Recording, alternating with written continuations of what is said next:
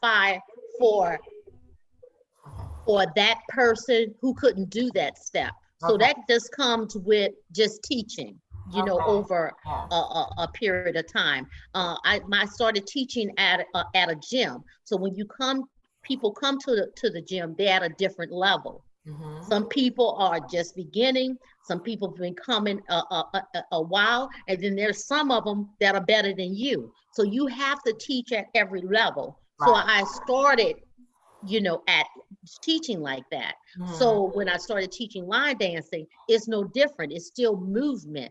Right. So I always thought about how I had to teach. And also, I told my people, I feel like some of the instructionals that I'm putting up right now Okay. are not that good because I haven't taught them to my class. When I teach and line dance to my class, Mm-hmm. I know how to teach that instructional because I know what part they're going to have difficult with. Yeah.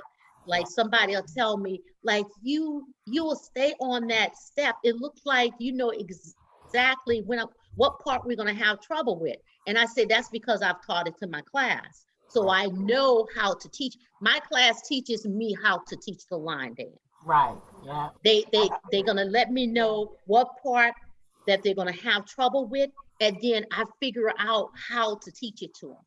Right. Yes. So I feel like some of the instructionals that I'm putting up right now, they're not that good because I haven't taught them to my class. So Mm-hmm. I'm kind of winging it. Right. But you So your did a students fantastic teaches job. you how to teach. That's true. That's true. Yeah, I do that too. I do that too, Linda. It really helps me to teach my class, and for the most part, I feel more comfortable with them because those are the ones that have been coming and support me since I've, first started teaching. So it's like I'm not worried about messing up, and I know that they're going to be truthful and honest with me if they're having an issue with a step versus somebody that's coming new to the class. So I Yeah, totally get that. yeah, I get that. yeah. And I actually wish that I had like the line dance community was more vibrant here because I would love to learn from other instructors. Okay. So, but I do Yeah. get an opportunity to go on YouTube to watch people break down their line dances. So that teaches me also. So Right. I'm Yeah. always looking to learn from other choreographers or Mhm. instructors. Yeah. I Exactly, and learn that's what I I do. learn from everybody. Yeah, Yeah. that's true. Yeah. Queen, she don't tell you I be at everybody class, everybody event.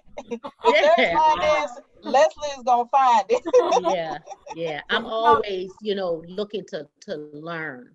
that was Yeah, the me point too. that John Woodhouse, when we interviewed him last week, he brought out the fact. He said the first thing you have to do is know your audience.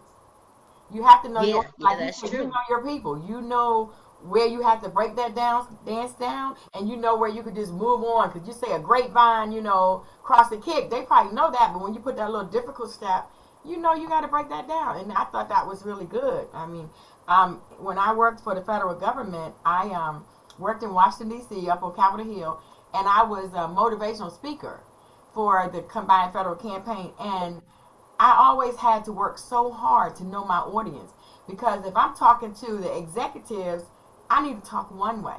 Well, when I'm talking to the everyday people or, just somebody who's there, visitors, I need to break it down a little bit different. You're not Hmm. going to talk to Hmm. the executives like you would the everyday people. Yeah. And speaking of John Woodhouse, I have learned so many line dances from him. And not only the line dance, but how to break them down. Right. Yeah. Yeah, because he does a lot of his line dances and instructionals. I've learned Uh-huh. so. I mean, you're my star. He Yes. taught me how to teach that. Yeah. He told me he made NY creeping in the shower. I said, you did what? He said he made it in the shower. I said, Isn't that wow, I'm something? missing. When I'm in the shower, I'm washing. I'm like, Exactly, exactly. oh, I thought that That's was that's interesting. But funny. that's John Woodhouse. He's special. Yeah, Yeah. for real. Okay, Well, yeah, all right, ladies. It's so good you have seeing to you go. and talking to you, Linda. I gotta go now. Hugs I and got people. kisses, Leslie. I Yes. love you. Happy Oh, holidays to you and your family. Thank you you. so much for All tuning right. in. I appreciate it. Okay. Bye Thank bye. you. Bye bye. Okay, Linda. Our next question is: has COVID-19 affected your classes? If so, how did you overcome it? Yeah, they have affected my classes. Some of my people don't feel comfortable coming out. Yeah. Um, and so the ones that are have elected to come to class, we keep on pressing. We keep Okay. on pressing. Right. And you know what? For line dancing, to me, it's almost like praying. If you have two joined together, we gonna roll. Right. Okay. So if Yeah. I have somebody that's gonna show up, we Mhm. gonna roll. We gonna dance. So Yeah. it is. I wouldn't say it has been an adjustment. It's just that I know those people are out there and they're not comfortable in coming to class, but Right. we still holding on. People are coming to class, and I'm just moving forward. And I know what you mean about like sometimes it's one of my students, Miss Helen. Miss Helen has been with me since 2013 when I started. And Miss Helen would come to class. She said, "Well, oh, nobody else is coming, so we don't have to dance today." Yes, we do. It's something that we can go over. And she was like, "That's what I like about you, because you never give up." I was like, "God blessed me with this opportunity to be able to dance and teach. You know, Yeah. I'm not the best. I would never say I am. You know, but I'm learning every day. But Right. the more I learn, I want to teach my students. You know what I'm saying? Right. So that we can all be on one accord. So I understand what you mean about that. I mean, it's like, excuse me, I had a procedure yesterday. They put this tube down my nose, all the way in my stomach, and it Oh seemed like wow. all this is just clogged up. So you hear me sniffing. I apologize. Okay. Yeah. But So, but also during this time, I just encourage my people. We're there for the movement. We're there for getting the steps in, yeah, because during this pandemic, we need that even more so. right. Yes. So I just encourage those people to come out and let's move. Let's get some steps in. Yeah, because that COVID weight is no joke. I have some of it. Yeah, I exactly. caught, I caught some of that COVID weight, you know? Yep, exactly. I got to keep moving, really. Hmm. I was going to say, my next question was, if you could teach anywhere in the world and take your team with you, where would it be and why would you go there? Mm. Oh, I didn't haven't thought about that yet. You know what? I would say in front of the camera, Okay. because in front of the camera, on social media, on the internet. Okay. Because say for instance, if I say my favorite place would be Brazil or whatever, and Hmm. my group, we go there, we're just with Brazil. But when you on the internet, when you on social media, you reach the world. Right. Yes. So you everywhere. You Uh-huh. reach the world, and you can engage with everybody. Everybody that elects to click on that video and watch you and dance with you, you're engaging with people across the world. I Yes. have walked through the airport and people call me over and say, "Are you that lady on YouTube?" And it's just hilarious. It's Yes. so funny. Yes. And NOLA Southern Experience 2019, a lady came from London, Uh-huh. Okay. and that came from YouTube, Uh-huh. that video, that social media. Yes. So I would say in front of the camera, because you're able to reach people across the world. And that's really good. I was gonna say, when I was doing the virtual classes, once COVID started, I started doing virtual classes, and I did not realize, well, first of all, how much work it is doing the It's a virtual lot of class. work. It's a lot of work setting up every time, and every day Mhm. that you do it, and like, we're in class, we can make a mistake, and they be like, "Sheila, that's not right," and I'll be like, "Oh, okay, that's right. You're supposed to do this. We'll do this twice or something." On the Right. camera, you can't really do that. I mean, you can, but you don't want to. So I agree with being in front of the camera, that it makes a difference. I was going to say, when I was doing the virtual classes, I have people who logged in from Beijing, China, and Russia. I don't know what part, it just said Russia, and I was like, wow, somebody from Russia, somebody from China is watching me. Hmm. Yep, So I exactly. thought that was, and saying what you said, I understand, bringing that out. That And really, you know what? Also, when people see you, hmm, and they looking to relate to you, they looking to see someone like themselves. uh-huh, So that encourages them too. They're right. like, well, if they doing it, I can do it I too. can do it too, yeah. So it's not about, just being in front of the camera, but encouraging those people to get up and to move. You Right. can do it too. Yeah. And and people in my group, I want to people that's watching us to be able to identify themselves with somebody in the group. Right. You know, that like, see that lady over there? That would be me. She's not doing all the turns. That'd be me right there. Yeah. So that is the key for everyone to identify themselves with someone in the group and say, hey, I can do that too. I can dance, I can I get can up and watch I can that lady move. because she dances like me. Exactly. It's Yeah. all about dancing. It's all about engaging people, Yeah. saying you can do this too. Get up and move, get up and dance. Right. That's true. Just as long as we keep moving, keep moving. And dancing is the best exercise in the world to me. I'm not going to the gym, get on the treadmill or any of that stuff, with the guys lifting weights. That's not me. But you put on Right. some music and Exactly. I can move. I can Exactly. move. I know also one of the interviewers said the difference in stepping and line dancing. With stepping, you got to find a partner. It's a partner dance. But with line dancing, you would just get up and move. You don't need a Nobody partner. but you, You don't need a partner. Right. Exactly. You don't need one. I'm good. Yeah, I'm good by myself. I can move, and this is my song, and I can, keep it moving. So just imagine when you in your home and you want to dance, put on a video, you can dance, you can line dance by yourself. Right. You don't have to wait.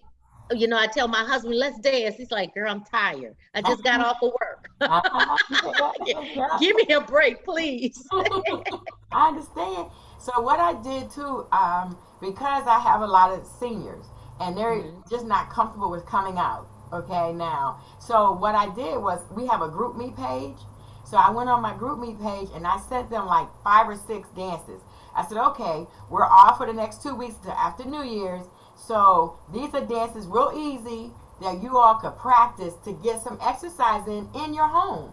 And so I sent them the links and all and the names of them. And they was like, well, thank you. Because that way I could keep dancing even though I'm not coming out.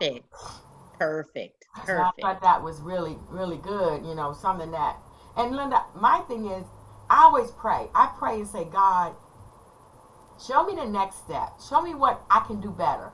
What would you have me to do? Who would you like me to watch? What class you want me to go to? Or, who's in party or something you want me to go to where I can learn something new or learn something different. And so I always watch you because, like I said, I call you to do that, but it's the Who Dat Teacher. You can call me do that. I like that too. So that'll be my middle name, the Who Dat Do That Teacher. Okay.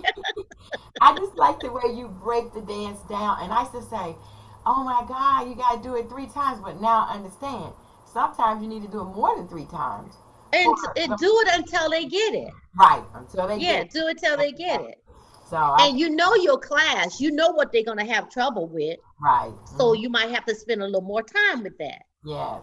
But if it's a common step, you can move on. Like, okay, they got that. Let's move on to something else. Yeah, and that's why I created, God gave me the idea to create the practice drill DVD. I did a practice drill because we go through every step, the grapevine, cross and kick, and cha-cha up and cha-cha back, or in different turns and, things like that are mostly in every dance. It's mostly a cha-cha in every dance. Yeah, you're right. A grapevine in most of them, stuff like that. So now I really get excited when I can say, okay, y'all, we're going to do 2 grapevines. I don't have to say it looks like this because they know. Right. Because every class we go over those steps. Okay, I see. Open, and awesome. It really has helped. I get so excited. And then I have one student who's what is she? 65? No, she's 70. 72. Miss I think it's Miss Helen, and she counts. She know how to counter dance now. Wow, I love that. I love a counter, honey. Yeah, Miss Diane is like 70, and she made a dance to Montel Jordan. This is how we do it. It's only about 6 steps, but it is so cute, and she is so excited about, in her 70s creating a dance. And I thought that's cute. I'm excited. I'm really excited about it. So, excuse me. Did you have any questions for me? I did not. I was just so thrilled to get on Zoom with you and do this interview. And I just would like to say happy holidays to you and your family. Yes. Thank you so very kindly for reaching out to me. I am so grateful. I am so honored. And keep dancing, keep having a wonderful time. And if you need me for anything, just let me know. Yes, ma'am. And do you have at least one tip that you would like to leave our audience about on the dance floor? Like something that that you see maybe that you know is wrong, but you can't tell everybody what to do. I mean, not wrong, but say like, okay, I'm gonna Oh, show you one. you know what? It's not wrong. It's no rules. It's just etiquette. Right. It's just Okay. etiquette. Line dance Like etiquette. when you're dancing with people, there's etiquettes. So Uh-huh. everybody can enjoy themselves and everything runs smoothly. There's etiquettes. There's just Right. common etiquettes that people don't know in line dancing. Right. Uh oh, I got one. Okay. I would say we got to be more vigilant. I know there's an etiquette when there's a choreographer that's there Right. at the event, Mm-hmm. you dance behind them, Behind like them. alongside side them or behind them. Yes. Yes. Just as to let because some people don't know that that's the choreographer. True. Yeah. So some people are dance in front of that person because they just don't know, Don't like that's know. the choreographer. So that's Right. something I've learned. Mhm. Yes, that is a good one. One more. Do you when you line dance? I thought it was protocol to face the DJ. Is that not true? It really depends on how the room is Set made up. up. Okay, got you. It all depends. Typically, if the room is set up where the DJ is in the front and you have an audience on both sides and behind you, Okay. okay, so you would dance facing the DJ. Okay. To me, if you got people, I think there's different scenario. Just Okay. depending on where your audience is, Okay. because if your audience is behind you, Mhm. why wouldn't you face them? Would you dance with your back to your audience? Right. So No. it really depends on how Okay, so it's made the up. standard is whatever works best for the setup of the room. Is that what you're saying? Yeah, Okay, that's what I'm because saying. somewhere I read someone said, well, you always face the DJ. And so I was like, well, the way the center where we usually have our events at, the DJ is up on the stage, but Hmm. there's people all the way around on all three sides. You know what Okay, I'm so saying? if it's all three sides, you would face the DJ. You would face the DJ. Hmm. Okay. Hmm. So that's why I was like, okay, so I tell them to face the DJ, but a lot of them some of them start, I'll say, facing the opposite way, like with their back to the DJ. And I was like, when you face the DJ, you can tell the DJ, start it over, Right, right. wind it back or whatever. But if you got your back to him, you can't. Yeah. So I've been to an event where, and it really depends on how the room is made up, Hmm. where the DJ was here in front of you, and on both sides there was no people. It Okay. was just a wall. Right, right. Okay. Uh-huh. And the people were behind you. Okay. So how would you In dance? that scenario, I would probably face my audience, Exactly. because there's nobody Exactly. on the side, and you don't Right. want to dance with your back to the audience the whole time. Exactly. So it depends on, the aesthetic of the room, Hmm. the DJ, because the DJ can be on the side sometimes. That's true. On Yeah. your side, then you got people on the front, and then you got people on this side here. So Right. so it depends. And then you got Yeah. the wall behind you, so it depends. It really depends. That's Hmm. good to know. That's good to know, because I thought, I don't know where I read that from or heard it from, but I was told you always face a DJ. I said, but then it depends on the scenario of how the room is set up. Yeah, yeah. Because if And typically you would face the DJ, Okay, yes, but but there's some other instances where it's really not feasible. not feasible. Right, got you. Hmm. Okay. Well, I'm going to go into our announcements really quick, because I know you're a busy lady and you have a lot. So I'm going to do the announcements real quick. We are so excited, sorry, that you took time out of your busy schedule to be with us today. And for our audience tuning in, we're really excited about that. Next week, we will be interviewing Roland Ford, all the way from Pittsburgh, Pennsylvania. And if you would like to be a guest on Let's Talk Soul Line Dance, then drop us an email at letstalksoulinedance@gmail.com, and we'll get back to you as soon as possible. So check out our Facebook, our YouTube page, then like and share us. One thing, the Line Dance Connection, we have our annual Urban Dance Symposium in October this year. Next year, it's going to be October 1st, 2nd, and 3rd here in Tampa, and more information will be coming about that really soon. We always want to leave our audience with some tips, but we've already done the tips because you gave us some wonderful ones. I like to do shout outs before we close. Jay Most, Command Steppers out of Minnesota. Roland Ford out of Pennsylvania. Rolling Sullivan, we call her Rara, out of Florida. Steph's Line Dancers out of Texas. W.D. Hughes out of South Carolina. Harris Parks out of Minnesota. Alvina Pro Model out of Minnesota. We have James Wesley Jr. and Carl Wesley out of Florida. Brenda Pearson Scanting out of Florida. And Miss Linda Sims out of New Orleans, Louisiana. So those are shout outs. We'd like to thank you so much, Linda, for tuning in. And I am Queen Sheila, your host of Let's Talk Soul Line Dance. My mother always said, love is no good unless you give it away. So here's some of mine. Thank you so much. Have a Thank you, one. Queen. All right. Love you. Have a wonderful Love you holiday. too. Okay. You do the same. Thank you so much. Thank you. Bye-bye. Bye-bye.